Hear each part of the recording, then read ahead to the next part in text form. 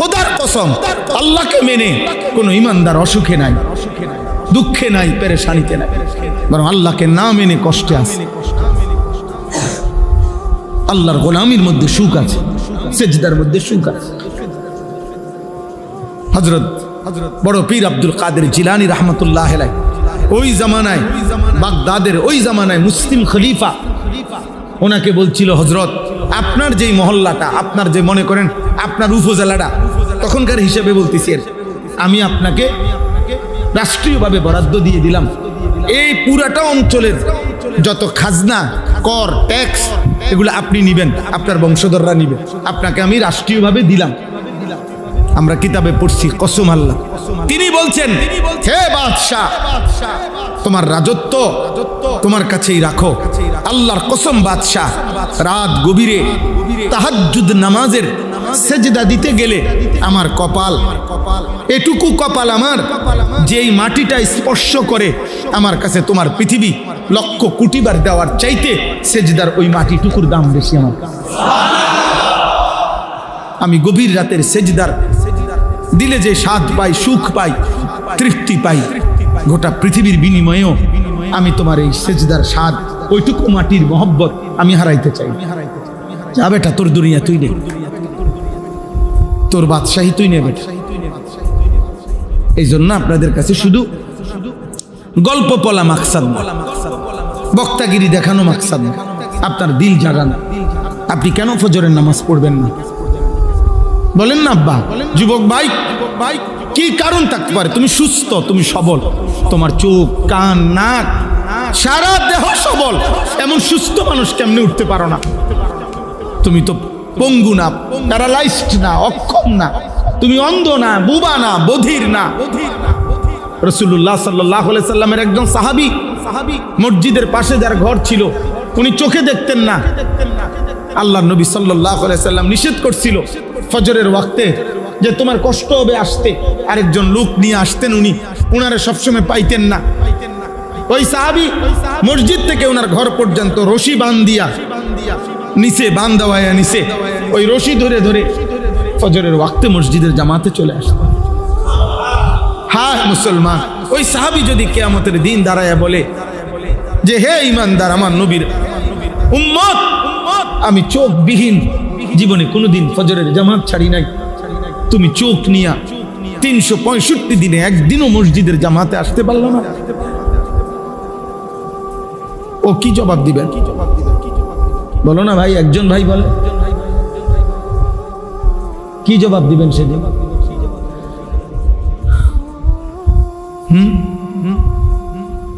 তিনজন রাসূল পূর্ব জামানার, নবীজির আগের, একটি মহল্লাবাসীকে কালেমার দাওয়াত দিছে দিবানিশি।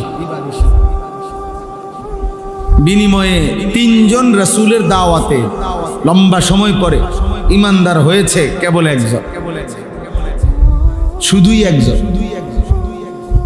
ওয়াজা মিন আকসাল মাদিনাতি রাজুলুন, এই একজন লোক।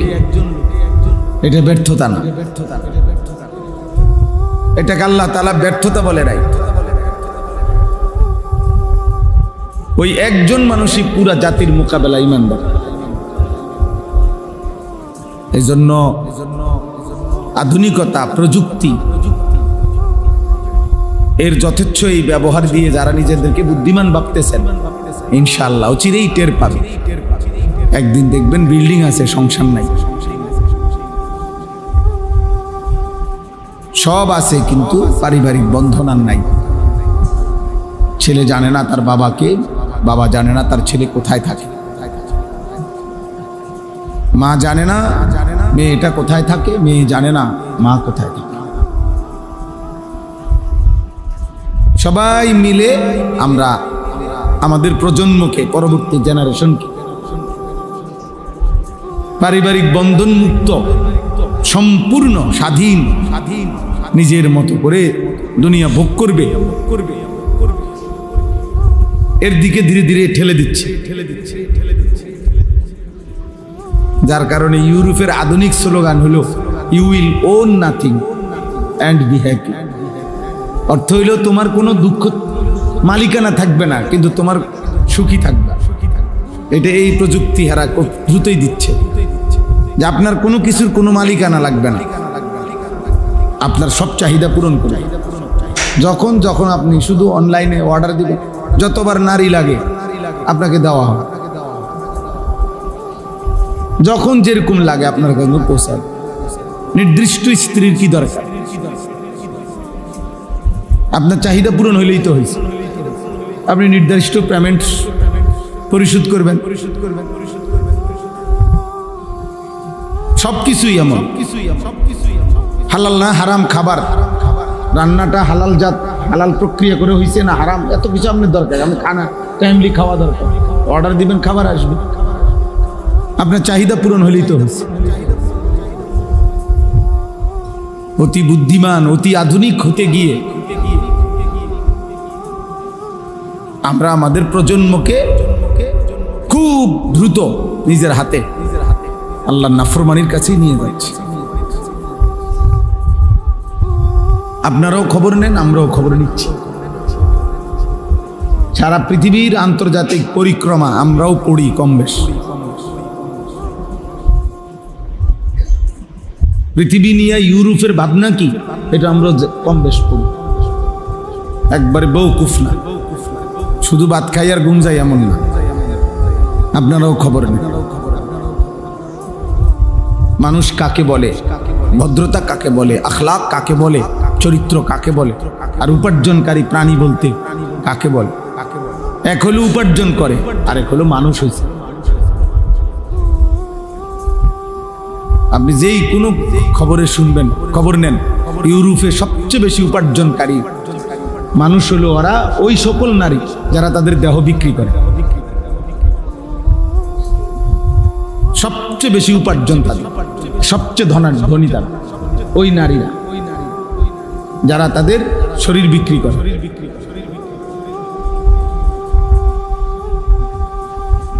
ওরা সবচেয়ে দাম, সবচেয়ে হাই রাইজ বিল্ডিং, সবচেয়ে বিলাসবহুল জীবন তারা। একজন বেহায়া নারীর নাচ আর গোটা বিশ্বকাপের সমস্ত আয়োজনের বিপরীতে সেটাকেই সবচেয়ে বেশি ফলো করে দেবে। এটা হলো সবচেয়ে বড় সফলতা, বিশ্বকাপের সবচেয়ে বড় চমক একজন নর্তকীর নাচ।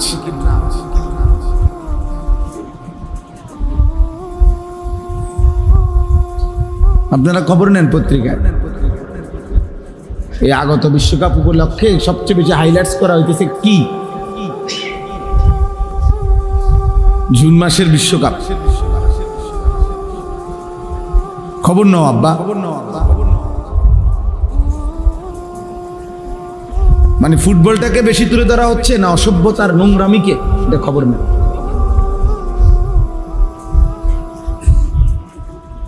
তিন দেশের আয়োজন, তো তিন দেশের আলাদা আলাদা সাংস্কৃতিক অনুষ্ঠান, মানে নাচ, পৃথক পৃথক নাচ।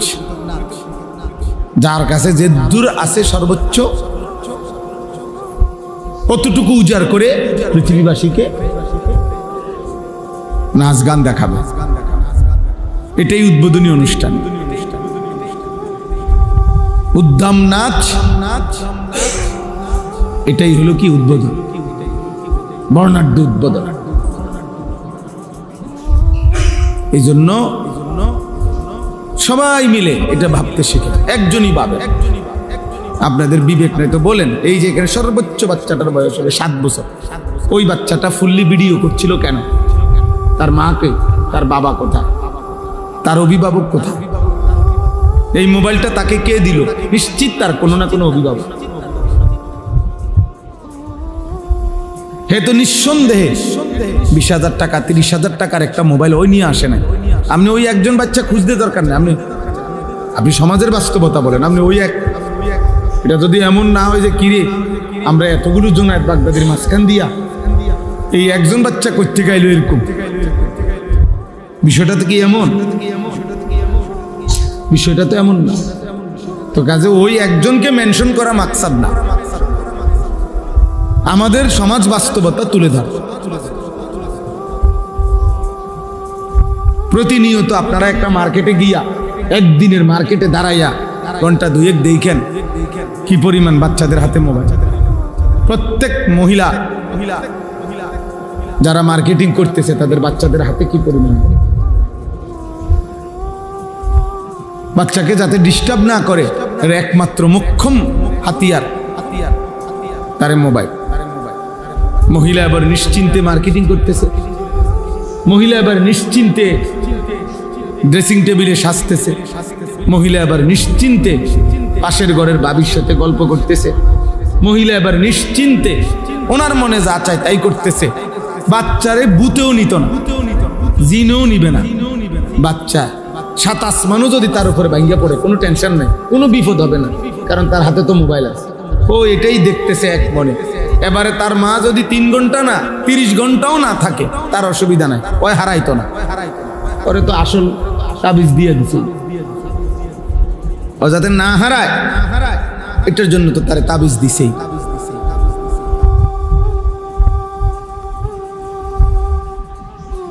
শত শত ছেলে কিশোর মাত্র 12 বছর 14 বছর বাবা মার সামনে দাঁড়াইতেও চায় না। এই হাইওয়ান 1 মিনিট ডাক দিলে দাঁড়াইতে চায়।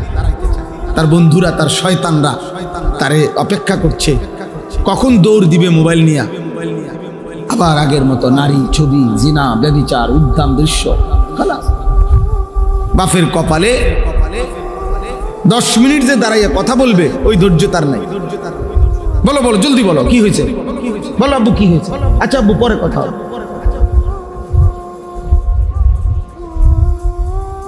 উনি ভদ্রলোক ভাবতেছে ওনার ছেলে নিজের মতো করে বেড়ে উঠতেছে, নিজের মতো করে নষ্ট হইতেছে। নিজের মতো করে কোনো কিছু বেড়ে ওঠে না, নিজের মতো করে নষ্ট হয়। ফেলে রাখলে, ছেড়ে দিলে নষ্ট হয়ে যায়। এমনকি এটাই নিয়ম যে লোহাও যদি মাটির উপরে রাখে, মাটি লোহা হয় না, লোহা মাটি হয়ে যায়।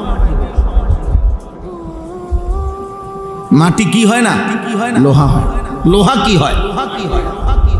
তাহলে ফেলে দিলে দামি জিনিসটাও নষ্ট হয়ে যায়, শ্রেষ্ঠ সম্পদটাও কি হয়ে যায়, নষ্ট, বেদামি হয়ে যায়।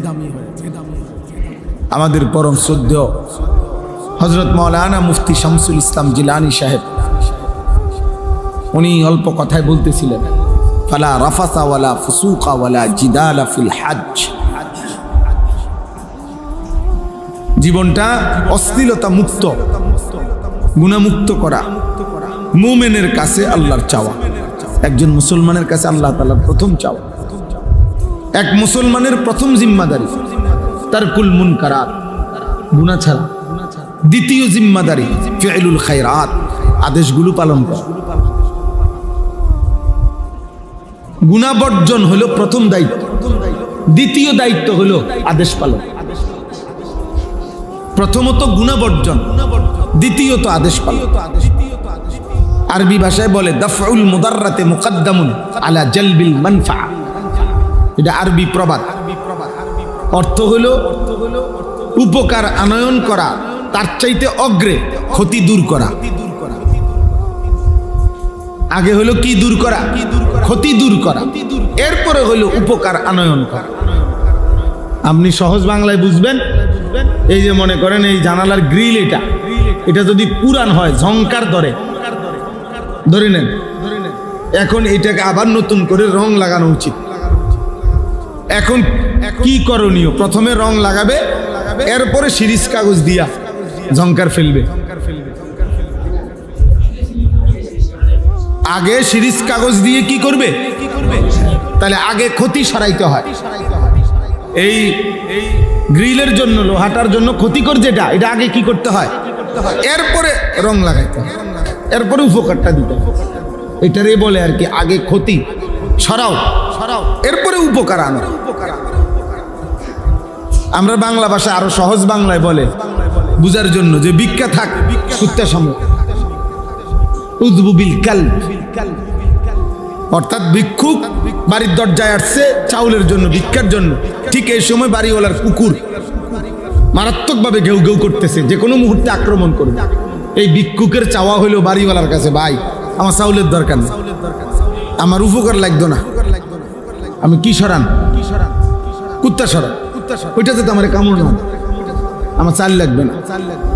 এইটারে বলে আর কি যে ভিক্ষা থাক, কুত্তা সামলা।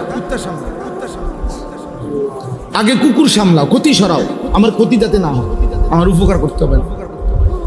আর আজ আমরা এই সামান্য কিছু টুকটাক উপকার, ছেলেটা একটা ঘর হইলে ভালোভাবে থাকতে পারবে, এসি হইলে একটু আরাম পাবে, ফ্রিজ হইলে ঠান্ডা পাবে, এই একটু সামান্য সুখের দুনিয়াবি উপকরণ, এটুকুর ইন্তজাম আমরা করে দিচ্ছি ওই মানুষটার জন্য, অথচ তার আখলাক, চরিত্র, জিন্দেগি নষ্ট হয়ে যাচ্ছে।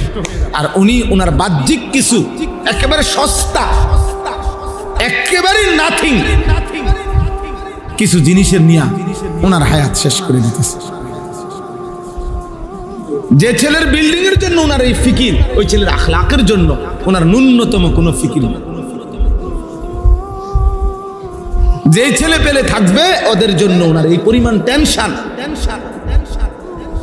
এদের জন্য এই পরিমাণ টেনশন। বিল্ডিং ছাদ ঢালাইয়ের দিন পুরা ধারায় ছিল। আমি সবসময় বলি, আমার আফসোস এটা, আমি কত দেখছি জীবন, ছাদ ঢালাইয়ের দিন একটা সুরকি যাতে কম না পড়ে এই জন্য আলাদা লোক রাখে, আলাদা লোক। তুই শুধু ঢালাইয়ের মেশিনের সামনে দাঁড়ায় থাকবি, তুই শুধু গনবি, 4টা সুরকি, একটা সিমেন্ট, একটা বালু দিতেছি, সিলেকশন বেশি করে দিবি, ছাদ যেন মজবুত হয়। কার জন্য? আমার সন্তান থাকবে এখানে, আমার প্রজন্ম থাকবে এখানে, সেই প্রজন্ম, তার জন্য ছাদ ঢালাই হইতেছে। যে সন্তান গত 365 দিনে, খোদার 1 বছরে কোনদিন ফজরের নামাজ পড়ে নাই, এমন মানুষরূপী জানোয়ারের জন্য বিল্ডিং এর ছাদ ঢালাই হইতেছে। ওইটা পুরাটা জানোয়ার বেটা, ওইটা আস্তা জানোয়ার বেটা। যার কপালে সেজদা নাই, ওই জিন্দিগি জানোয়ারের জিন্দিগি, ওই জীবন পশুর জীবন, ওই জীবন মানুষের জীবন।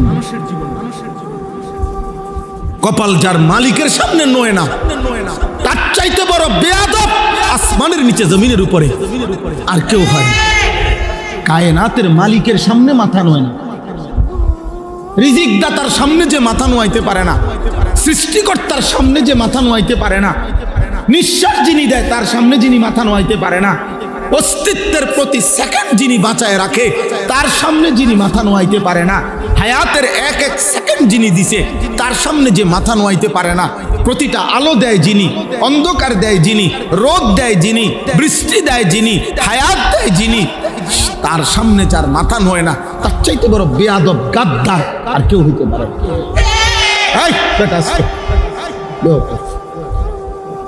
আস্তে কথা বলো, চিল্লাও কেন? বোকা ছেলে, চুপ থাকো, একদম চুপ থাকো। আব্বা ঠিক আছে, বোঝা যায় সে একটু অসুস্থ, বুঝেন না আমার? আপনি নাহলে প্রতিবাদ করেন, আমি উঠে যাই, অসুবিধা নেই। আপনার হিম্মত থাকলে প্রতিবাদ করেন এবং প্রতিবাদের উপরে যুক্তি দেন।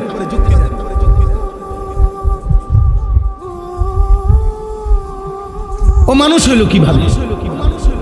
এই সন্তান কি শিক্ষিত? ওরে কি শিখাইলাম আমরা? আমাদের ভাত কম হইতে পারে আব্বা, আমরা মাদ্রাসায় পড়ছি, আমাদের দুনিয়াবি অর্থবিত্ত কম হইতে পারে, আমগো ইমাম সাহেবের বেতন কম হইতে পারে, আমগো মুয়াজ্জিনের বেতন কম হইতে পারে, তা আমরা আল্লাহ বলি নাই, সেজদা বলি নাই। আপনি মাসে 2 লাখ টাকা ইনকাম করেও আপনার কপালে একটা সেজদা দিতে পারেন না, আর আমার মালিকের গোলাম মাত্র 10,000 টাকা মসজিদে বেতন নিয়েও খোদার 30 দিন জামাতের সাথে সবার আগে সেজদা দেয়। এই কৃতজ্ঞ বান্দার চিহ্ন, এই শাকের অনুগত বান্দার চিহ্ন। এটা ব্যর্থতা না, এটা সফলতা যে সে তার মনিব চিনে, সে তার বানানেওয়ালা চিনে। অকৃতজ্ঞরা মূল্যায়ন করে না দেখা কৃতজ্ঞ বান্দার লসের কিছু নেই। কোন নাফরমান মানুষ যদি কোন দিনদারকে মূল্যায়ন করে না দেখা দিনদারের ব্যর্থতার কিছু নেই। আপনি কথা বুঝেন নাই? আমি আল্লাহর কোরআন পড়ছি, আমার সন্তান, আপনাদের সন্তান হাফেজে কোরআন হয়েছে, অনেক পৃথিবীর কেউ যদি তাকে মূল্যায়ন করতে না জানে, এটা আপনাদের ব্যর্থতা, এটা আপনাদের ব্যর্থতা, এটা এই সমাজের ব্যর্থতা, এটা কোরআনের ব্যর্থতাও না, হুজুরেরও ব্যর্থতা নাই। সে তার রবের শ্রেষ্ঠ কালাম শিখে নিছে আর সে অপেক্ষা করছে উপযুক্ত বিনিময় সে হাসরের ময়দান থেকে। তাকে আল্লাহ বলছে, বান্দা আমি তোমাকে এখানে পূর্ণ বিনিময় দেব না, তা আমারে কই থেকে দিবেন আপনি? কথা বোঝেন নাই? সেজদার বিনিময় এখানে না ওইখানে, কোরআনের বিনিময় এখানে না ওইখানে, আল্লাহর গোলামির বিনিময় এখানে না ওইখানে, ইবাদতের বিনিময় এখানে না ওইখানে, রোজার বিনিময় এখানে না ওইখানে। তো যিনি যার জন্য করছি তিনি বললেন আমি ওইখানে দেব, তা আমি আনতে করতে আনতাম, আমি এটা আনবো কোত্থেকে আব্বা বলেন না আমারে? এরপরেও যে মালিক বলছে সব ওখানে দিব, এরপরেও যে কমপক্ষে খোরাকি চালাইতে আছে, ভাত দুটো খাওয়ায়, এটা শুকরিয়া। চুক্তিওয়ালা কাম কিরকম? চুক্তিওয়ালা কাম করে কেমনে? সিস্টেম কি যে আপনি প্রতিদিন মিস্ত্রি যতজন নিয়ে আসেন, চুক্তির কামের সিস্টেম হলো যে এখন ডেইলি একটা হাজিরা নিয়ে যাবে, জনপ্রতি 600 টাকা করে হাজিরা, আর ছাদ ডালাই হইলে স্কোয়ার ফিট মাইকটা, বাকি যত আসে যত টাকা চুক্তি হয়েছে 220 টাকা করে চুক্তি, কথার কথায়। তো এরপরে বাকি যা তা একসাথে কি করে দেব? হিসাব করে দেব, পেমেন্ট করে দেব, এটা না নিয়ম। আগে অঞ্চলে প্রতিদিন দেয় কি? রোজ, মানে খোরাকি, ডেইলি একটা খোরাকি দেয়, রোজ দিয়া যায়। আর ওই কাম শেষ হইলে পুরায়া মাইপা ছাদ যত স্কোয়ার ফিট আসছে অত স্কোয়ার ফিটে চুক্তি হয়েছে যত আপনার সাথে, আমি একটা উদাহরণ দিলাম আর কি, তো ওইটা গুইন্না ফুল পেমেন্ট দেয়। আর শাজিমের মালিক বলছে, আল্লাহ বলছে বান্দা সেজদা দাও, বন্দিগি করো, নামাজ পড়ো, গোলামি করো, হালাল হারাম মেনে চলো, আপাতত দুনিয়ায় খোরাকি নাও, রোজ নাও, হাসরের ময়দানে আসলে পুরা হিসাব করে আমি আল্লাহ তাআলা জান্নাতে বুঝায় দেব, তোমার 100 বুঝায় দেব। 100 ইয়ারিফুনাহা আররাফাহা লাহুম, আররাফাহা লাহুম অর্থ হইল কোরআনুল কারীমে আল্লাহ বলছে আমি আমার বান্দাকে জান্নাতের সমস্ত নিয়ামত দুনিয়ার কোনটার বিনিময়ে কতটুকু আমি একটা একটা করে দেখাইয়া দেব, চিনাইয়া দেব, বলে দেব। ফেরেশতা বলে দেবে যে ভাইজান 2026 সালের মে মাসের 13 তারিখ, হ্যাঁ রোজ বুধবার রাত 11:45 আপনি একবার সুবহানাল্লাহ পড়েছিলেন, এর বিনিময়ে যেই পুরস্কারটি জান্নাতে আপনার জন্য বরাদ্দ হয়েছে এটা বুঝে নেন। হ্যাঁ 13 তারিখের ফজরের নামাজের বিনিময় এটা বুঝে নেন, জোহরের বিনিময় বুঝে নেন, আসরের বিনিময় বুঝে নেন। এভাবে আল্লাহ তাআলা বলছে আররাফাহা, আমি চিনায় দেব আমার বান্দা নিয়ামত, কতটুকুর বিনিময়ে কতটুকু দিচ্ছি। তো যে মালিকের জন্য করছি, আমার কোম্পানি বলছে আমারে পরে দিব, তা আমি আমনে দিবেন করতে, আমার কোম্পানি আমারে বলছে পরে দিব, আমি এটা মাইন নেই তো কাম করি, তো আমি অন কারাগারি করলে হবে না। এখন আমি কারাগারি করলে লাভ নেই, আমি তো এটা মাইন নেই, কি করি চেষ্টা করি, আমি এটা মাইন নেই তো ছোটবেলায় মক্তবে পড়ছি, আমি এটা মাইন নেই তো ছোটবেলা থেকে মাদ্রাসায় পড়ছি, আমি যে কোম্পানি চাকরি নিছি ওই কোম্পানি বলছে আমার পরে দিব, আপাতত শুধু রোজ দিয়ে গেছে, খোরাকি দিয়ে যায়। তো আমার কোম্পানির সাথে যেমনি কথা আমি এমনি মানতে হবে না, তো আমার আল্লাহ তো আমার বলছে পরে দিব, বাকিটা পূর্ণ দিব। আল্লাহ তাআলা আমাদেরকে বুঝ দান করেন। আমার ভাই, আমি আপনাদের কাছে এটাই বলতে চাই, ইসলাহি মাহফিল মানে জিন্দেগি পরিবর্তন, জীবনটা বদলানো দরকার। আলহামদুলিল্লাহ এখানে অনেক নওজোয়ান ভাই আছেন, বয়স্ক বাবা আছেন, শহরের মানুষ, আপনারা বুঝবান মানুষ, আপনারা ভাবতে শেখেন। 1000 বছরও ফেরিওয়ালা মাল বদলায় না, ফেরিওয়ালা তার পণ্য শুধু ঘোষণা দেয়। আমরা আরো 1000 বছরও যদি বলার সুযোগ হয়, মাল বদলাবো না। ফেরিওয়ালা মাল বদলায় না।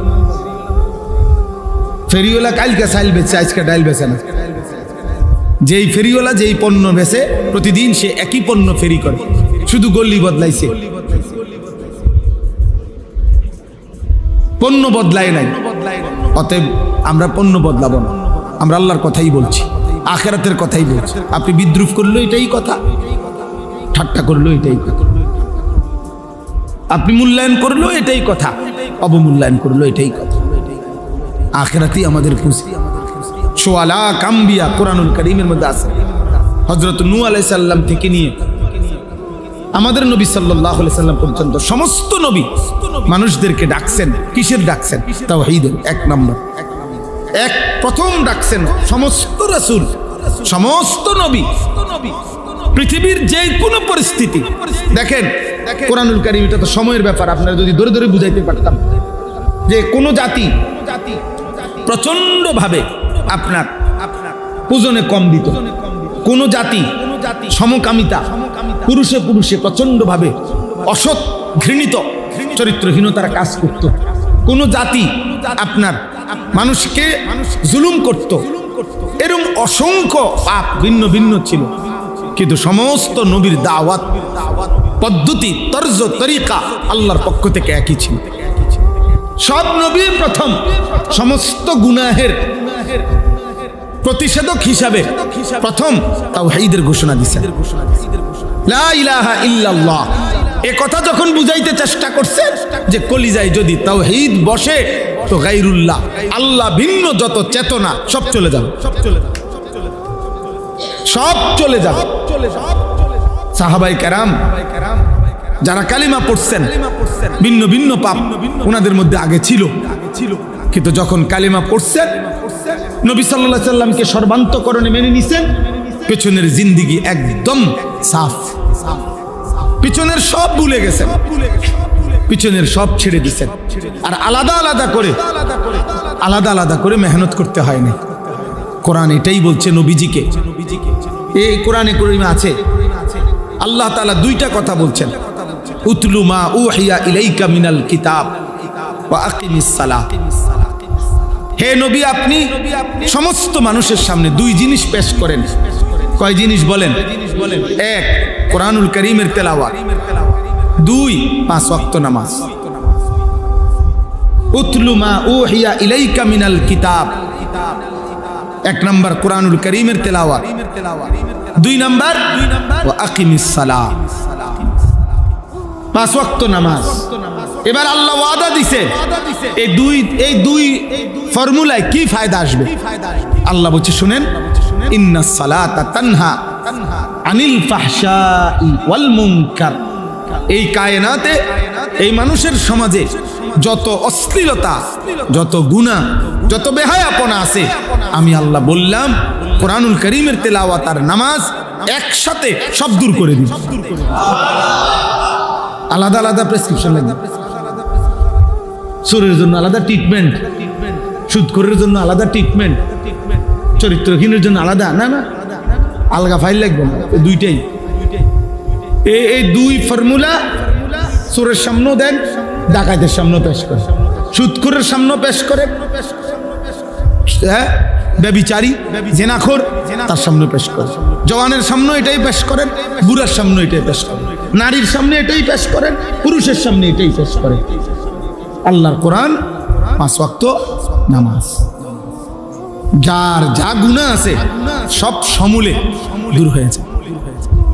আমার উস্তাদে মোহতারাম আজকে ইন্তেকাল করছেন, অনেক দিন হয়। আমার একজন উস্তাদ হযরত মাওলানা ইরশাদুল্লাহ রাহমাতুল্লাহি আলাইহি হুজুর বলতেন যে আল্লাহর ওয়াদা সত্য, যে কোরআনুল কারীমের বিশুদ্ধ তেলাওয়াত এবং 5 ওয়াক্ত নামাজের যথোপযুক্ত আদায় মানুষকে গুনাহ থেকে ফিরাবে।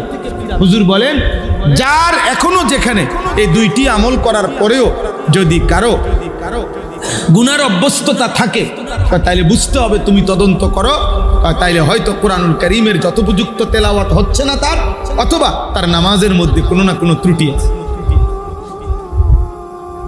নামাজের মধ্যে কোনো না কোনো ত্রুটি আছে। এই কারণেই। আর নাই তো এই দুইটা ঠিক হলেই অটোমেটিকলি এর প্রভাব প্রতিক্রিয়া এটাই আসবে যে সেই ঈমানদার গুনাহ থেকে পবিত্র, অশ্লীলতা থেকে পবিত্র।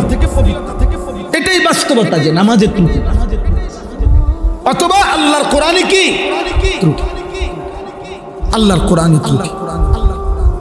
তাইলে আমাদের বলেন, আমরা যারা নামাজ পড়ি আলহামদুলিল্লাহ, বাদ দেন যারা পড়ে না তাগর কথা, আমরা যারা নিয়মিত নামাজ পড়ে এরকম আমাদের হালাত, আমরা বলেন আমাদের নামাজের ওযু সুন্নাত মোতাবেক ঠিক কয়জনের? আমাদের 2 রাকাত নামাজ পড়তে যে পরিমাণ মাসআলা মৌলিক যেটুকু না হলে নাই হয়, অতটুকু কি পরিমাণ জানা আছে? আমাদের আত্তাহিয়াতু, দোয়ায়ে কুনুত, দোয়ায়ে মাসুরা, দুরূদ শরীফ, আমাদের শুদ্ধতার কি খবর? সূরা ফাতিহা শুদ্ধ কতটুকু? 4টা সূরা শুদ্ধ কতটুকু? বলেন কি হালাত বলেন? আপনি জিজ্ঞাসা করবেন, শত শত মানুষ বলবে হুজুর ওয়াজ প্রয়োজনে আরো 10 ঘন্টা করেন, কিন্তু এরকম ব্যক্তি বিশেষ করে আপনি এই ইন্টারভিউ লইতেন যাইয়েন না, ফেজাল লাগাইয়েন না, এই গ্যাঞ্জাম লাগাইয়েন না, আপনি ওয়াজের দরকার ওয়াজ করে, বুঝছেন না হিসাবটা? আপনার ওয়াজ লাগলে আরো করে, কিন্তু কারো গায়ে হাত দিয়েন না, মানে ডাইরেক্ট জিগাইয়েন না। তাহলে আপনি মাথা নোয়ায় ফেললে দুনিয়াতে না মাথা নোয়ায় ফেলে, কৌশল করলে, চালাকি করলে দুনিয়া না আব্বা, চালাকি করলেন আখিরাত। আমি সব সময় বলি, চোখ বন্ধ করলেই তো ঝড় বন্ধ হয় না।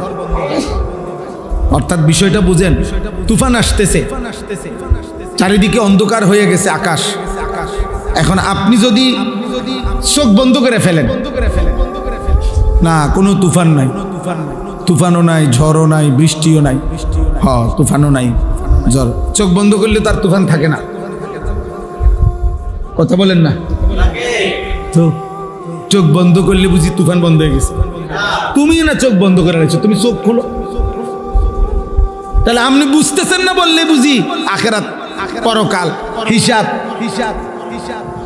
আপনি বাচ্চা যাবেন। আপনি চালাকি করতেছেন, আপনি এনে না থামাই দিলেন, ইমাম সাহেবের থামা, আরে রাখেন হুজুর, সবসময় মাতবুরি করেন, আচ্ছা থাইমা গেলাম আর কি। আখিরাত আপনি সেক্রেটারি, আপনি সভাপতি, আপনি বৌদ্ধ শিক্ষিত মানুষ, আপনি সম্পদশালী, আচ্ছা তো ঠিক আছে, আমারে না থামাইলেন, ওনারাও থামাইলেন। আখিরাত আল্লাহর হাত থেকে বাঁচবেন কিভাবে বলেন?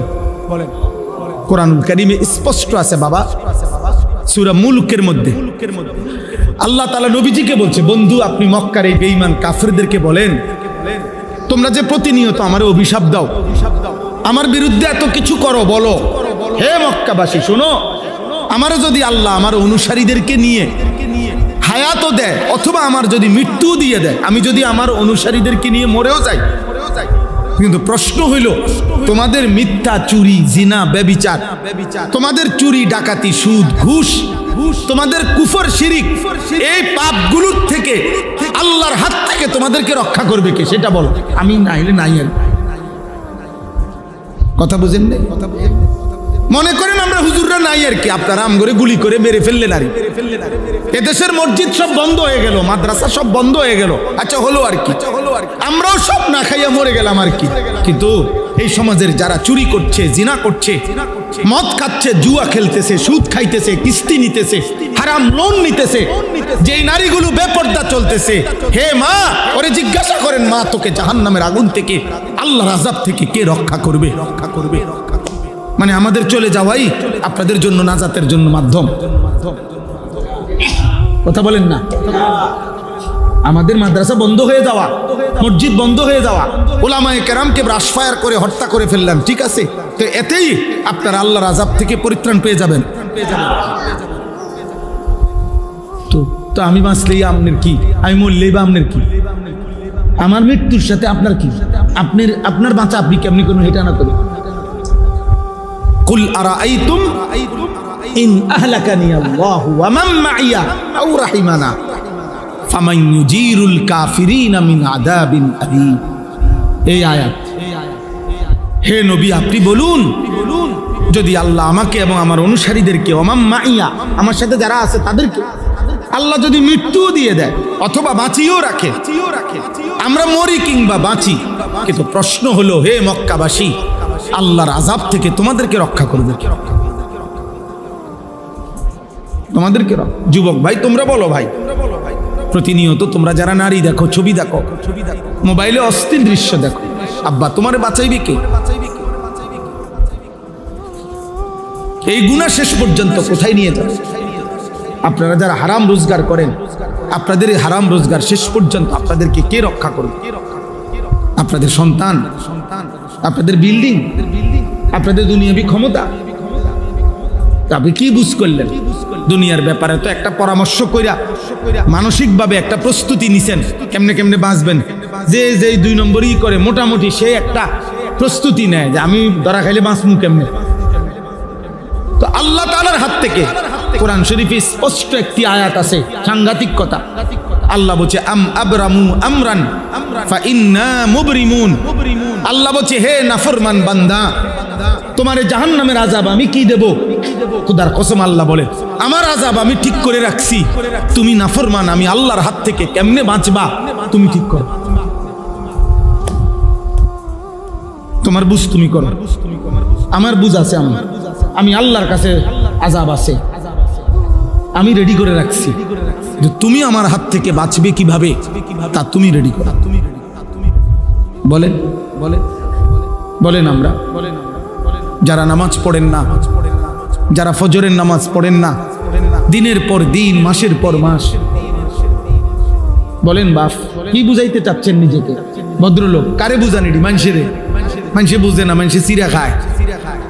হ্যাঁ, সুদখোর আমনে নিজেরে ভদ্রলোক বুঝান, আর আমরা চিরা খাই, আমরা বুঝি না। কিস্তিখোর আমনে ভদ্রলোক বলতে চান, আমরা বুঝি না, আমরা ভাত খাই না, আমরা বাতাসে বুড়ো বয়সে যাব। হ্যাঁ, লোন মানে কি আমরা বুঝি না, কিস্তি মানে কি আমরা বুঝি না, আমরা শান্তির দেশের থেকে আসছি। সুদ মানে কি আমরা বুঝি না, আমি বলতে পারলাম না আর কি। আপনার কথা বুঝেন নাই, আপনার ক্ষমতার জোরে আমি পারলাম না আপনার লগে, কিন্তু আমি না বুঝার কিছু আছে নি। কোনটা আলো কোনটা অন্ধকার এটা না বুঝার কি? কোনটা হালাল কোনটা হারাম, কোনটা পবিত্র অপবিত্র, খাবার যার অপবিত্র, খাবার যার হারাম, সে ভদ্রলোক হয় কেমনে? হারামখোর ভদ্রলোক হবে কেন? সুদখোর ভদ্রলোক হবে কেন? ঘুষখোর ভদ্রলোক হবে কেন? কোন নারী অর্ধ উলঙ্গ থাকা, তার শরীরের অঙ্গ প্রত্যঙ্গ বেপর্দা করা, এটা কালচার হইতে পারে না, এটা সভ্যতা হইতে পারে না, এটা সংস্কৃতি হইতে পারে না, এটা স্টাইল হইতে পারে না, এটা অসভ্যতা হইতে পারে। অসভ্যতা হইতে। আর নয়তো তুমি কাগজে কলমে প্রমাণ করে দাও যে নিজের শরীরের কিছু অংশ প্রদর্শন করা, পর পুরুষকে দেখানো, এটা সংস্কৃতি, এটা কালচার, এটা সৌন্দর্য। কিভাবে সৌন্দর্য? কোন যুক্তিতে? কোন যুক্তিতে? এটা পৃথিবীতে প্রাচীন কাল থেকে নারীর এই বেপর্দা জীবনকে আজীবন মানুষ ঘৃণার চোখে দেখছে। আপনি এটাকে এখন ভদ্রতার মুখোশ লাগাইলে হবে নাকি? কথা বলেন না? হ্যাঁ, আপনি নতুন করে এটার মধ্যে লেভেল দিয়ে দিলে হইব, নতুন অস্ত্র দিলে হবে নাকি? এই জন্য আমি আপনাদের কাছে আজকের এই মোবারক ইসলাহি মাহফিলে মনে করাই আমাদের জীবনের প্রথম ডিউটি গুনাহ ছাড়া। এটা আমার হুজুরে বললেন, আমি এই জন্য হুজুরের কথাটা আমারও দিলে লাগছে, আমিও বললাম। নবীজি সাল্লাল্লাহু আলাইহি সাল্লাম বলছেন, ইজা আমারতুকুম বিশাইইন ফাতু মিনহু মাসতাতাতুম। আমি নবী তোমাদেরকে যদি কিছু করতে বলি, তোমরা তোমাদের সাধ্যের সবটুকু দিয়ে তা করো। ওয়া ইজা নাহাইতুকুম বিশাইইন ফাতরুকুহু। আর যদি আমি কিছু নিষেধ করি তা পুরোপুরি ছেড়ে দাও। এখানে গুরুত্বপূর্ণ কথা হচ্ছে, হাদিসের ব্যাখ্যায় আছে, আদেশের ক্ষেত্রে নবীজি বলছে সাধ্যটুকু দিয়ে করো, কিন্তু নিষেধের বেলায় বলছে শতভাগ বর্জন করো। কথা বুঝেন না? মনে করেন নফল নামাজ, আমি বললাম তো আমি পড়লাম, আপনি পড়লেন 2 রাকাত, উনি পড়লো 6 রাকাত, উনি পড়লো 8 রাকাত, হইতে পারে। দান সদকা করতে বললাম যে মসজিদ সুন্দর হয়েছে, আপনারা সবাই দান করেন, তো আপনি দিলেন 10 টাকা, উনি দিল 100 টাকা, উনি দিল 1000 টাকা, এটা হইতে পারে। আদেশটি সাধ্য মতো দেন, কিন্তু মিথ্যা বলা ছেড়ে দেন, তাহলে এইটা সমান। চুরি করা ছেড়ে দেন, এটা সমান। সুদ খাওয়া ছেড়ে দেন, এটা এটাই নবীজি বলছে। আদেশটুকু সাধ্যের ভিতরে যে দূর হয় পালন করো, আর নিষেধটুকু শতভাগ কি করো, বর্জন করো। আমরা মাদ্রাসায় ছাত্রদেরকে বুঝাই, চেষ্টা করি বুঝাইতে যে আব্বা তোমার মেধার ভিত্তিতে, পড়ালেখার মুখস্থ শক্তির ভিত্তিতে রেজাল্ট ক্রমিক নম্বর কম বেশ হইতে পারে, কিন্তু আখলাক বরাবর হইতে হবে। মনে করেন দাঁড়াইয়া পেশাব করা ঠিক না, এটা একটি ক্লাসের কতজন ছাত্রের জন্য ঠিক না? প্রত্যেকের টয়লেট পেপার ব্যবহার করা উচিত, এটি একটি ক্লাসের কতজন ছাত্রের জন্য উচিত? এই বুঝিনি হিসাব না। ক্রমিক নং ফলাফলের ক্রমিক ভিন্ন হইতে পারে, আপনার 1, তার 2, তার 3, তার 4, তার 5, তার 6, তার 7, 10, এই ক্রমিক নং হইতে পারে ভিন্ন পড়ালেখার, কিন্তু আখলাক বরাবর, আখলাক বরাবর, চরিত্র বরাবর হইতে হয়। এটাই সাহাবায়ে কেরামের মধ্যে আবু বকর সিদ্দিকের থেকে এরকম ধারাবাহিকতা আকপিস হইতে পারে, কিন্তু আখলাকের ক্ষেত্রে, ঈমানের ক্ষেত্রে, সেজদার ক্ষেত্রে, নামাজের ক্ষেত্রে ওনারা জিন্দেগিকে বরাবর বানাচ্ছে। আল্লাহ তাআলা আমাদেরকে বুঝার তৌফিক দান করেন। আপনারা প্রত্যেকেই চেষ্টা করেন। আজকে আমি আর দেরি করব না, প্রত্যেকে আমরা চেষ্টা করি। আজকের এই ইসলাহি মাহফিল মানেই হচ্ছে সংশোধনের মাহফিল, নিজেকে সংশোধন করা। এই মনে করেন মোবাইলটা আমার নষ্ট হয়ে গেছে, আমি মিস্ত্রির কাছে দিছি, এটা ঠিক করে দেন, মেরামত করা, এইটারই কয় ইসলাহ। এই যে ইসলাহি মাহফিল মানে হলো মেরামত করা, সংশোধন করা, ঠিক করা। কোরআনুল কারীমের মধ্যে আছে, হযরত শুআইব আলাইহিস সালাম ওনার জাতির লোকদেরকে বলতেন, ইন উরিদু ইল্লাল ইসলাহা মাস্তাতাতু, হে আমার জাতি, দিবানিশি তোমাদেরকে আল্লাহর কথা বলে আমার উদ্দেশ্য একটাই, এই যে তোমাদেরকে গুনাহ ছাড়তে বলি, নেক আমল করতে বলি, উদ্দেশ্য কি? তিনি বলতেন উদ্দেশ্য হলো আর কিছুই নয়, ইল্লাল ইসলাহা, শুধুই তোমাদের ইসলাহ, সংশোধন। প্রত্যেক নবীর ফিকির ছিল উম্মতের ইসলাম, প্রত্যেক দাঈর ফিকির, আল্লাহর পথে যারা ডাকে তাদের ফিকির কি? আল্লাহর বান্দার কি? ইসলাহ। বলেন না কি? সংশোধন, জীবনটা সংশোধন। ইন্নামাল মুমিনুনা ইখওয়া ফাআসলিহু বাইনা আখাওয়াইকুম, আল্লাহ বলছে মুমিনগণ পরস্পর ভাই ভাই, অতএব ভাই ভাই একে অপরের ইসলাহ করে দাও। ফাআসলিহু, তোমরা ভাই ভাই ইসলাহ করে দাও। একজন অপরজনের ইসলাম, আমার ফিকির আপনি করবেন, আপনার ফিকির আমি করব আখিরাতে। এটাই বন্ধুত্ব, এটাই ভ্রাতৃত্ব। এমন সকল বন্ধুত্ব, এমন সম্পর্ক কসম আল্লাহ কোরআনুল কারীমের মধ্যে আছে, যে সম্পর্কের ভিত্তি হবে তাকওয়া, যে সম্পর্কের ভিত্তি হবে গুনাহ থেকে ফেরানো, যে সম্পর্কের ভিত্তি হবে নেক কাজে উৎসাহিত করা। এমন সম্পর্ক স্বামী স্ত্রী, এমন সম্পর্কের বাপ ফুত, এমন সম্পর্কের 2 ভাই, এমন সম্পর্কের 2 বন্ধু, আল্লাহর কসম কিয়ামতের দিনও তারা এই সম্পর্ক ঠিক থাকবে। এই সম্পর্কের সূত্রেই হাসরের ময়দান থেকে হাত ধরাধরি করে একসাথে জান্নাতে ঢুকবে। আর অন্য সকল বন্ধুত্ব সম্পর্ক বিচ্ছিন্ন হয়েছে। আল আখিল্লাউ ইয়াউমাইদিন বা'দুহুম লিবা'দিন আদুউন ইল্লাল মুত্তাকিন, আল্লাহ বলছে সকল বন্ধুত্ব সেদিন একে অপরের শত্রু হবে কিয়ামতের দিন, ইল্লাল মুত্তাকিন, একমাত্র তাকওয়ার বন্ধুগণ ব্যতীত। গুনাহ থেকে বাঁচানোর জন্য যে বন্ধুত্ব ছিল, যে স্বামী প্রতিনিয়ত খেয়াল রাখছে স্ত্রীর আখিরাত, যেই স্ত্রী প্রতিনিয়ত খেয়াল রাখছে স্বামীর আখিরাত, খোদার কসম এমন স্বামী স্ত্রী একসাথে হাত ধরাধরি করে জান্নাতে ঢুকবে। নবীজি সাল্লাল্লাহু আলাইহি সাল্লাম বলেছেন, রাহিমাল্লাহু রাজুলান আইকাযা যাওজাহা, আল্লাহ ওই স্বামীর উপরে রহমত নাজিল করে যে তার স্ত্রীকে ফজরের নামাজের জন্য জাগিয়ে দেয়। ফাইন আবাত, নবীজি বলেন যদি উঠতে না চায় স্ত্রী, নাদাহা ফি ওয়াজহিহাল মা, তাহলে স্বামী তার স্ত্রীর চোখে মুখে পানির ছিটা দিয়ে দেয়, আল্লাহ তাআলা ওই স্বামীর উপরে রহমত নাজিল করে। এলো হাদিসের প্রথম অংশ, শেষ হয় নাই হাদিস। এরপরে হাদিসের দ্বিতীয় অংশ, ওয়া রাহিমাল্লাহু ইমরাআতান, হাদিসের দ্বিতীয় অংশে নবীজি বলেন এবং আল্লাহ তাআলা ওই স্ত্রীর উপরে রহমত নাজিল করে আই কাযাত যাওজাহা, যে তার স্বামীকে ফজরের নামাজের জন্য জাগিয়ে দেয়। ফাইন আবা, যদি স্বামী বেচারা উঠতে না চায় তো নাদাহাত ফি ওয়াজহিহিল মা, তাহলে স্ত্রী তার স্বামীর চোখে মুখে পানি দিয়ে দেয়, ফজরের জন্য উঠায়া দেয়। আল্লাহর কসম নবী বলেন এমন স্বামী স্ত্রীর উপরে আল্লাহ রহমত নাজিল করে। এই বন্ধুরা, এই সম্পর্ক কিয়ামতের দিনও থাকে। এবং এই সম্পর্কে ইয়া ইবাদি লা খাউফুন আলাইকুমুল ইয়াউমা ওয়ালা আনতুম তাহজানুন উদখুলুল জান্নাতা আনতুম ওয়া আজওয়াজুকুম তুহবারুন। সরাসরি কোরআনের আয়াত।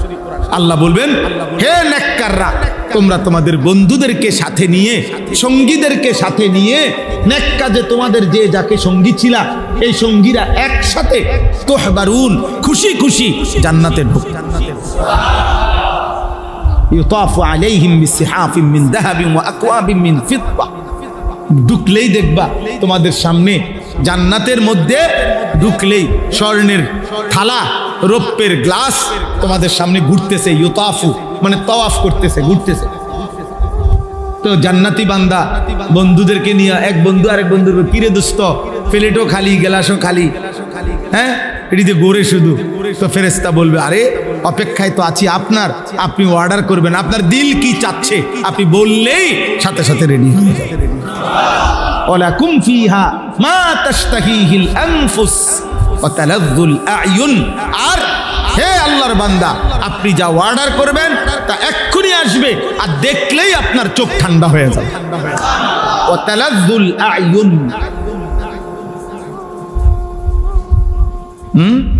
আপনারা যদি দুনিয়ার এই সব বই পড়ে মজা পান, আল্লাহর কসম আমরা কোরআন পড়ে তার চাইতে কোটি গুণ বেশি মজা পাই।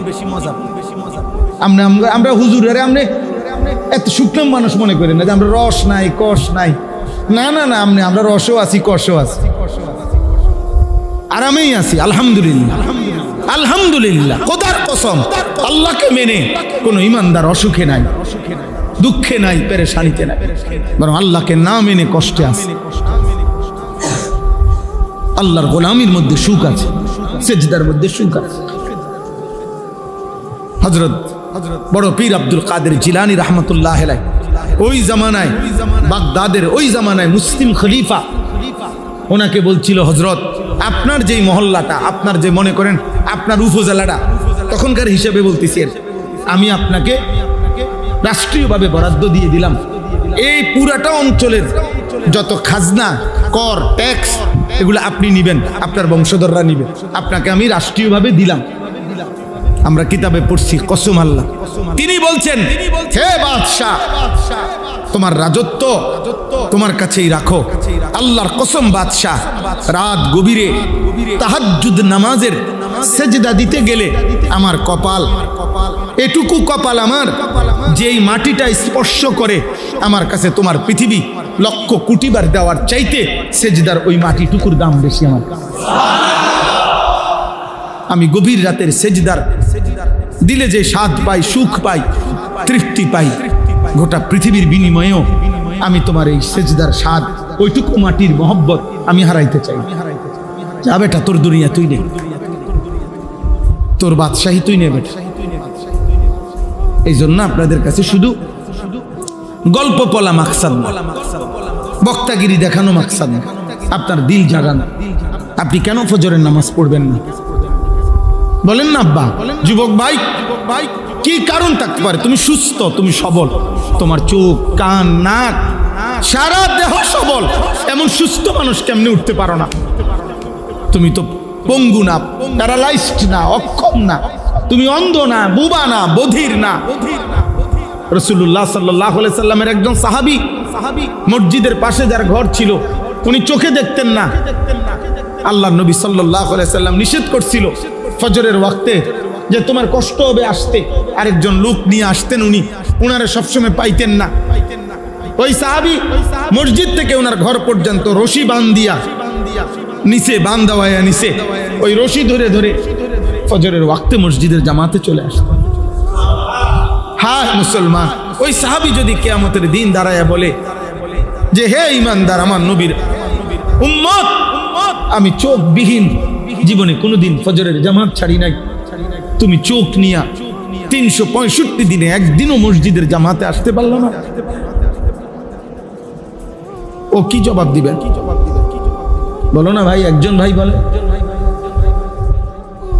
কি জবাব দিবেন সেদিন?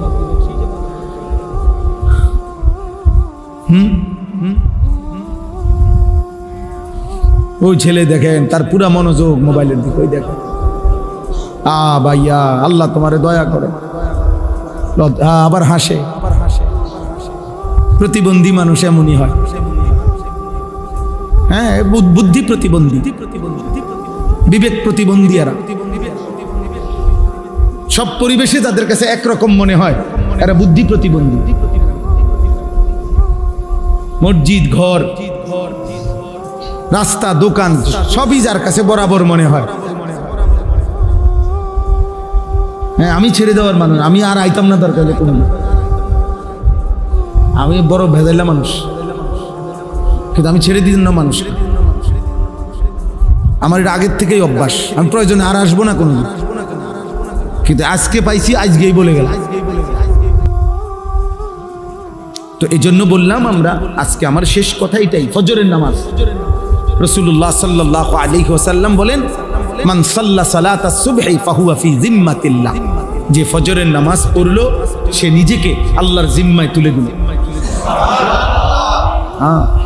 আজ আমি নিজেকে আমার রবের জিম্মায় উঠাই দিলাম, আল্লাহর জিম্মায় উঠাই দিল, আর মালিক যেন তার সারাদিনের দায়িত্ব নিয়ে আনবে। সুবহান, ফাহুয়া ফি জিম্মাতিল্লাহ, পরিষ্কার বিশুদ্ধ হাদিস। হাদিসের ব্যাপারে নির্ভরযোগ্যতা নিয়েই বললাম। নবীজি বলছেন সাল্লাল্লাহু আলাইহি ওয়াসাল্লাম, নবীজি বলছেন ফজরের অন্ধকার সময়ে, এই অন্ধকার আলো অন্ধকারের হালকা এই সময়ে যে পায়ে হেঁটে মসজিদে আসে, আল্লাহ নবী সাল্লাল্লাহু আলাইহি ওয়াসাল্লাম বলছেন আমি ওয়াদা দিলাম কিয়ামতের দিন ফুলসিরাতের 30,000 বছরের অন্ধকার রাস্তায় তার জন্য বিন্নুরিত তাম, পূর্ণ আলোয় আলোকিত হয়ে যাবে। বাশশিরিল মাশাঈনা ফি যুলামি ইলাল মাসাজিদ বিন্নুরিত তাম ইয়াউমাল কিয়াম, পূর্ণ আলো জ্বলবে। ফজরের মুসল্লি ইনশাআল্লাহ সবার আগে সবচেয়ে বেশি আলো জ্বলবে ফুলসিরাতে আপনার সামনে ইনশাআল্লাহ।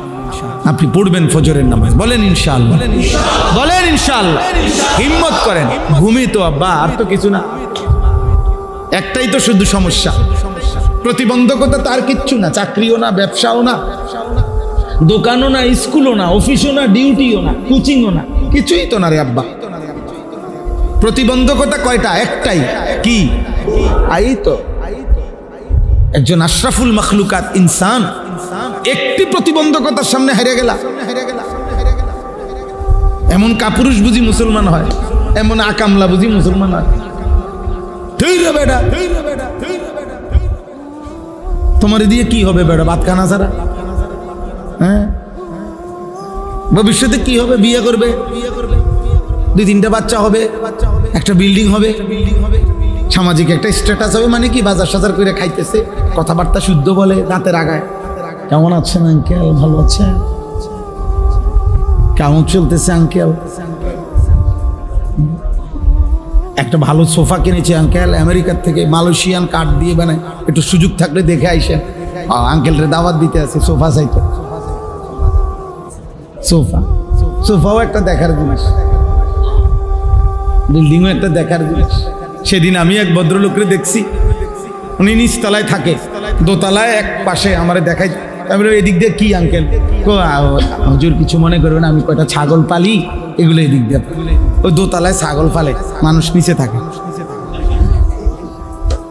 জি জি জি মসজিদে বইয়া বেহুদা কথা কই তো বিল্ডিং এর দোতলা হ্যাঁ আঙ্কেল ছাগল পাল তা বিল্ডিং কোনো আশ্চর্য কিছু নেই এর মধ্যে ছাগল তো 1 কোটি টাকা দামের প্রাইভেট কারে ইউরোপে ছাগলের ঘাস টানে টানে না আপনি জাপানে আমাদের এই সমস্ত প্রাইভেট কার যেগুলা এই আমাদের যেগুলো আমরা শোরুম থেকে কিনছি আমার গাড়ি একেবারে শোরুমের আব্বার থেকে কিনলো এরপরও এখানে মাইলেজ লেখা থাকে কমপক্ষে 25,000 20,000 কিলো চলছে মানে হেরা একটু চেক করে কয় দিয়ে চালাই গিয়ে হালাই দাও চাললি ইডি আমগো দেশে ইনটেক মাতবরি আমরা দেখাই কির মাতবরি বেটা নতুন গাড়ি কিসের নতুন গাড়ি এই যে 26,000 কিলো চলা হালাই দিছে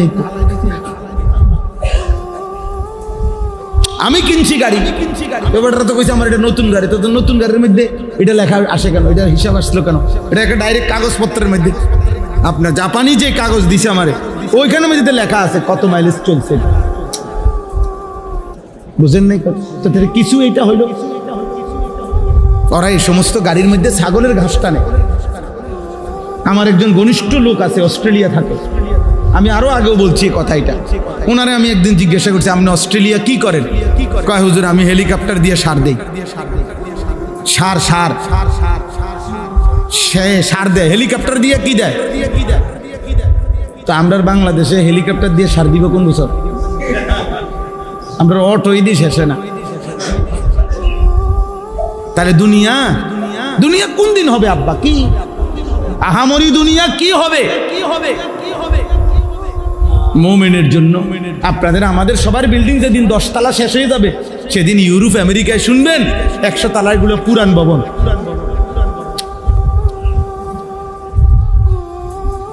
ভবন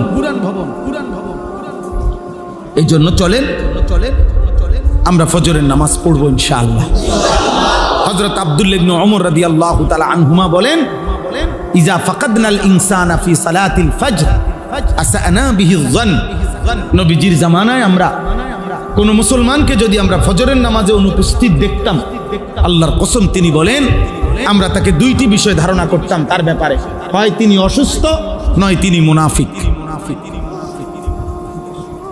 কসম খোদার এটাই কিতাবে আছে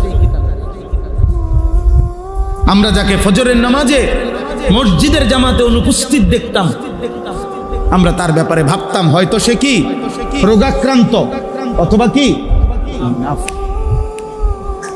মুনাফিক হযরত উবাই ইবনে কাব রাদিয়াল্লাহু তাআলা আনহু বলেন নবীজি একদিন ফজরের নামাজের পরে জিজ্ঞেস করলেন আজকে অমুক আছে বললেন নাই অমুক আছে নাই দুইজন ব্যক্তির ব্যাপারে জিজ্ঞেস করলেন হযরত উবাই ইবনে কাব বললেন নবীজি বলেই যখন দেখলেন নাই তো নবী সাল্লাল্লাহু আলাইহি সাল্লাম তার পবিত্র জবানে বললেন নিশ্চয়ই এশার নামাজ এবং ফজরের নামাজ জামাতে পড়া মুনাফিক যারা তাদের জন্য ভীষণ কঠিন তাহলে ওই মানুষদের ব্যাপারে কি ধারণা করছেন কথা বলে না ওদেরকে অনুপস্থিতির কথা জিজ্ঞাসা করেই এরপরে এই কথাটা বলার অর্থ কি এদের ব্যাপারে কি ধারণা করছেন বলেন না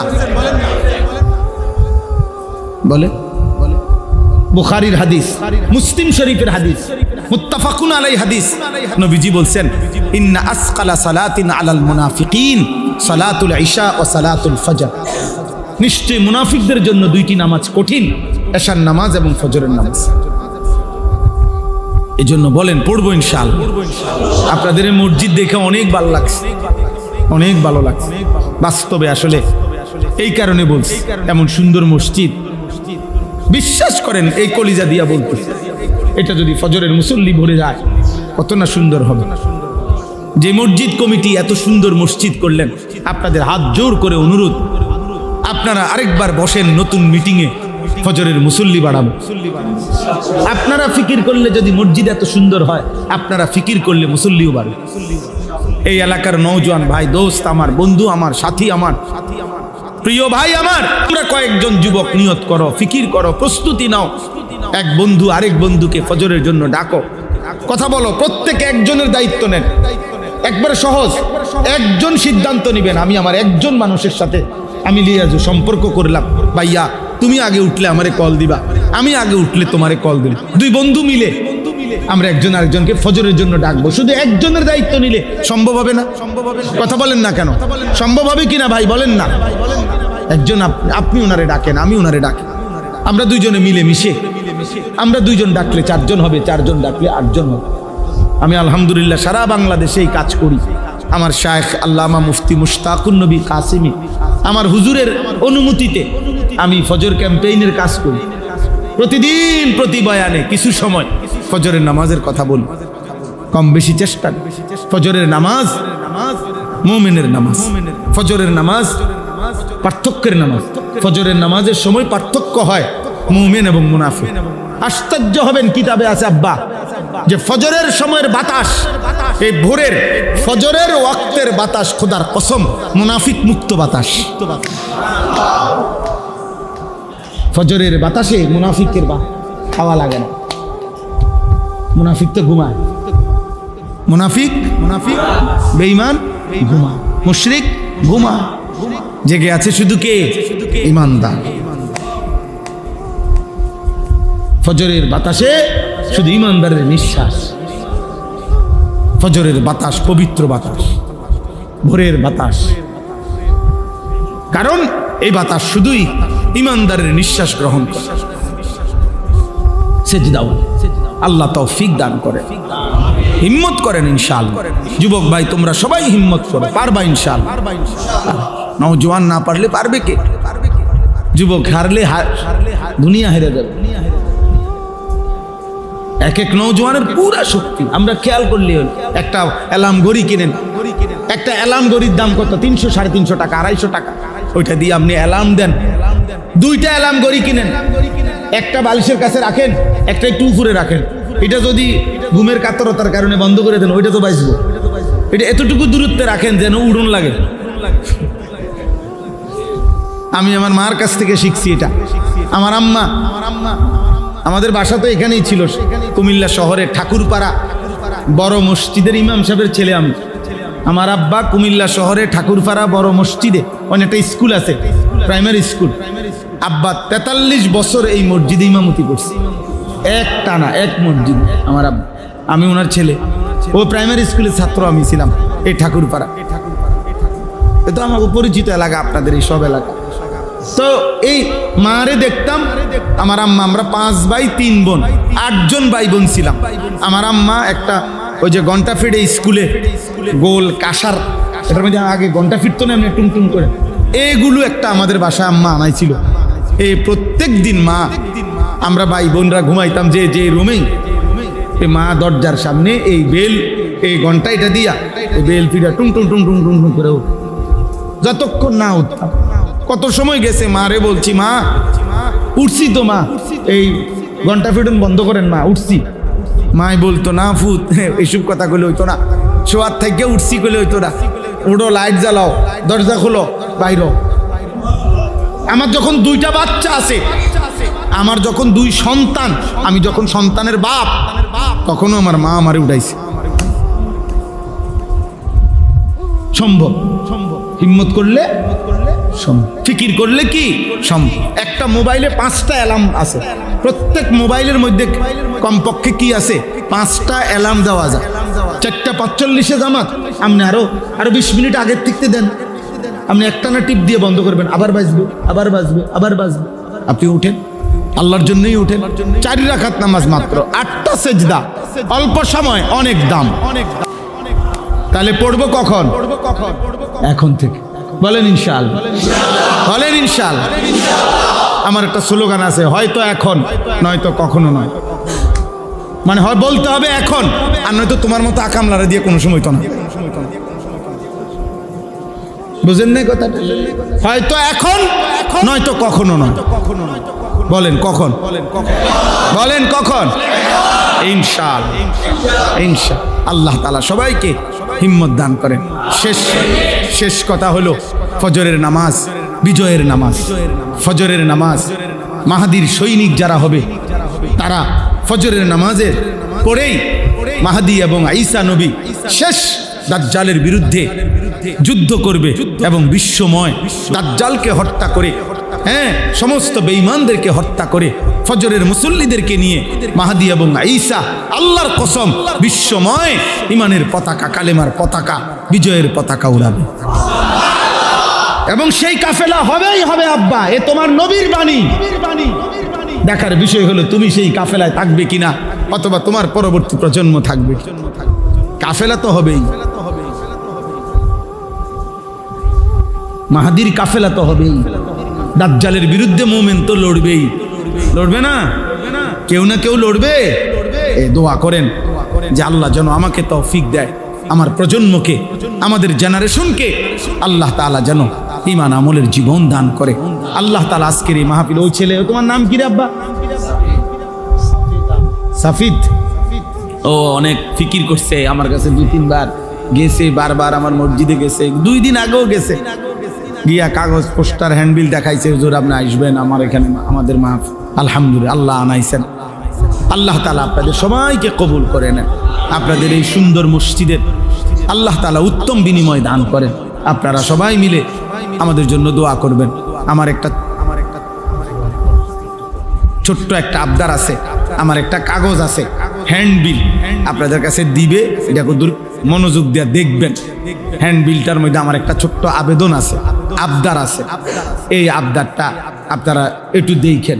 আমি একটা বড় স্বপ্ন নিয়ে একটা বড় জায়গা কিনছি, প্রায় 115 শতক জায়গা, ক্যান্টনমেন্ট ময়নামতি সাহেবের বাজার। আমার একটা স্বপ্ন, আমার মাদ্রাসার যে বাচ্চারা পড়ে, আলহামদুলিল্লাহ হেদায়েতুন নাহু পর্যন্ত জামাত 534 জন ছাত্র আজকে উপস্থিত আছে। তো 34 জন শিক্ষক কর্মচারী আছে, কিন্তু আমরা পৃথক একটা আরেকটা মাদ্রাসা করতে চাই, স্কুল কলেজ ইউনিভার্সিটি সহ কিশোর যুবক নওজোয়ান সর্বস্তরের মুসলমানের জন্য। উদ্দেশ্য হলো বছরের যেই কোনো দিন যার যেটুকু সময় হয় এটুকু সময় নিয়ে আসে যাবে, দিন শিখবে, ওযু, নামাজ, সূরা, কেরাত, দোয়া, কালাম। আমরা গত বছর প্রায় 500 স্কুল কলেজের যুবককে, সব জেনারেল, প্রায় 43টা জেলার নওজোয়ানকে আমরা ওযু, নামাজ 6 দিন প্রতিদিন 11 ঘন্টা করে শিখাইছি বন্ধকালীন সময়। আমরা এটা মাদ্রাসার রূপ দিতে চাই। এরপরে আপনার এইবারও 13ই জুন নিয়ে আমগো মজলিস, 13ই জুন মাসের 13 তারিখ কোরবানির পরে ইনশাআল্লাহ একদিন দ্বিতীয় শনিবার, আমার মাদ্রাসার প্রত্যেক মাসে দ্বিতীয় শনিবার ইসলাহি মাহফিল হয়। ওই 13ই জুন দ্বিতীয় শনিবার সকাল 8টা থেকে রাত 8টা পর্যন্ত ইনশাআল্লাহ কিশোর নওজোয়ানদের জন্য একদিনের ইসলাহি মজলিস হবে। জোহর পর্যন্ত ওযু, নামাজ, সূরা, কেরাত শিখানো হবে। জোহরের পর থেকে বয়ান হবে। আমার শায়েখ আল্লামা মুফতি মুশতাকুন নবী সাহেব হুজুর থাকবেন। আমাদের প্রিয় বক্তা, বাংলাদেশের আলোচিত বক্তা, প্রিয় বক্তা আল্লামা মুফতি আরিফ বিন হাবিব, তিনি ইনশাআল্লাহ নিজে ডেট দিয়েছেন, থাকবেন আল্লাহ চাহে তো। আপনাদেরও যুবক ভাইদের সুযোগ থাকলে আমাদের মাদ্রাসায় যাবেন। 13ই জুন ক্যান্টনমেন্ট থেকে উত্তর দিকে ময়নামতি সাহেবের বাজার, এই কাগজের ঠিকানা আছে। আর কাগজটার মধ্যে আবেদন আছে আমাদের ওই জায়গাটা যেখানে আমরা এই বড় মাদ্রাসাটা করতে চাই, এই জায়গা প্রায় 2,67,00,000 টাকা জায়গার দাম। তো আমরা একটা ছোট্ট হিসাব বাইর করছি, এক নামাজের মুসল্লা যায় নামাজ পরিমাণ জায়গার দাম, মাটির দাম 4,200 টাকা। তো যদি কেউ আমাদের সুযোগ থাকে, এখানে বিকাশ নাম্বার আছে, অ্যাকাউন্ট নাম্বার আছে, পারলে 4,200 টাকা দিয়ে এক নামাজের মুসল্লা পরিমাণ জায়গার অংশগ্রহণ করবেন, সদকায়ে জারিয়ার সওয়াব পাইবেন। আপনি কেউরে বললে দিলে সওয়াব পাইবেন। আলহামদুলিল্লাহ সারা বাংলাদেশের অনেক মানুষ দিছে। আল্লাহর দয়ায় আমরা এই পর্যন্ত প্রায় 1,70,80,00,000 টাকা সুদ করে ফেলছি আল্লাহর দয়ায়। বাকিটাও হয়ে যাবে ইনশাআল্লাহ। আল্লাহ কবুল করেন আজকের এই মুবারক মাহফিল। আল্লাহ তাআলা ভরপুর বরকত দান করেন।